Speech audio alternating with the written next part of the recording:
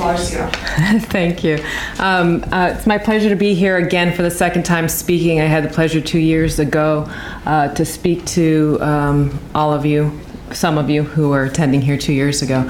I'm not quite sure what was said in Lithuanian, so I'll introduce myself briefly, and I'll probably help you catch up with the time because I have only about 7-8 minutes I can speak, and then I need to race downstairs to teach because I'm teaching an international contracting course downstairs at 3 o'clock. I've been in international business for about 23 years now. I started working mediating commercial disputes between U.S. companies and Arab companies in Washington, D.C. The reason I'm going to give you a little bit of information on my background is because I'm going to tell you about some of my personal ethical challenges and experiences I've had. And so if I give you a little information about my background, you'll know about the geographical areas I've worked in, as well as the different practice areas and some of the challenges that were presented in those respective areas. After working in Washington, D.C., I worked for the Minister of Commerce for Saudi Arabia for 6 years. And then after that, I went and I worked in Dubai for 7 years, initially in private practice with a firm that does a lot of government work. And thereafter, I was the general counsel for the executive office of the ruler of Dubai. About 5 years ago, I returned to the United States, and I've had my own practice, and I also teach. My current practice takes me to areas returning to the Middle East, and also I deal quite extensively now with Sub-Saharan Africa, which I didn't think it was something I would be dealing with if you asked me 10 years ago, but I have clients in the region in Sub-Saharan Africa. So that's some of my background, so you know about the geographical areas. Practice areas, I always do international business transactions, structuring joint ventures, etc. I always have the challenge when I go into different jurisdictions of trying to ascertain what the ethical rules are in those respective jurisdictions. Of course, I'm a licensed United States, I'm a New York licensed attorney, so my ethical rules follow me irrespective of where I'm practicing. But I always have to ensure that I also am adhering to the local laws, regulations, and regulations with respect to ethical conduct. And I've had a lot of different responses when I ask local counsel, what are the ethical rules here in X country, maybe in Sub-Saharan Africa, etc. And I have different responses, either a blank stare or I get a chuckle. And I've not really gotten too much of a response. So I don't know if that's the way I'm stating it, or others tell me, well, I'm not quite sure what those ethical rules are. Bar association isn't really too well established yet here in whatever jurisdiction I'm operating in. So what I do when I undertake transactions in those other jurisdictions is I just follow my own ethical rules, and if I can become aware of what some of those are in the local jurisdictions, then of course I follow those. So I've never come into a situation where there's actually been a conflict between my ethical rules and those of the jurisdiction in which I'm operating, because I've yet to really know the ethical rules in the different jurisdictions I've operated. Also, another point I want to touch upon is, you know, for those of us international attorneys, we practice on a lot of transactions, so we want to be aware of what the ethical rules are in those respective jurisdictions if possible. But how, as an international attorney, do you also work and live overseas? Now, I mentioned I worked and lived in Dubai. Well, interestingly, when I was working and living in Dubai, of course there was a process for me to practice law there, but I couldn't call myself a lawyer. So all the U.S., the British, all the foreign law firms that are actually operating in Dubai, from Clifford Chance to Vincent Elkins, etc., those are actually legal consultants. You cannot refer to yourself as a lawyer, even though you'll see an attorney, maybe with Clifford Chance, that does say lawyer on his or her business card, but they're actually legal consultants. Only UAE, citizens of the United Arab Emirates, can actually call themselves lawyers and can actually go before the courts. What are some of the problems I've encountered? Well, I've told you about some of the geographical areas I've worked in.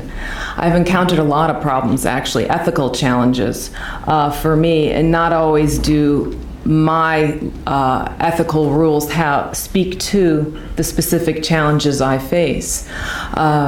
So what do I do? Well, let me tell you some of the challenges I faced. I remember one time when I was in Dubai in private practice, this is before I joined the government, and this was shortly after 9/11, and the U.S. government established a list of individuals with whom we as being U.S. citizens, cannot actually deal with or advise, etc. And in walked one of the gentlemen on the list into our law firm. And I was asked by the owner of the law firm to attend that meeting. So I naturally excused myself from that meeting. What are some other issues I've dealt with? Well, always when I'm dealing with foreign jurisdictions, because it's necessary for me to represent my client competently, I've had to, generally speaking, collaborate with local counsel, and I've always done my best as far as due diligence to appoint local counsel that is competent in the particular area, and I collaborate with him or her. What are some other ethical challenges I've faced? There have been a lot of transactions that I've worked on that it became clear that I had to excuse myself from the transactions. There's been a lot of corruption, issues of bribery, issues where I'm not quite sure of the source of funds on the transaction which I'm working on. So if I'm suspicious that the funds are being laundered through the jurisdiction in which we're operating, then I excuse myself on those transactions. So I have excused myself on a lot of transactions. It's not that I didn't want to work on those transactions, that ethically I couldn't. And also, at the end of the day, for all of us as lawyers, yes, we have our moral rules, model rules, our rules, that guide our behavior. But I hope for all of you also, you have difficulty sleeping at night and waking up in the morning if you choose to engage and undertake certain activities and act in a certain fashion.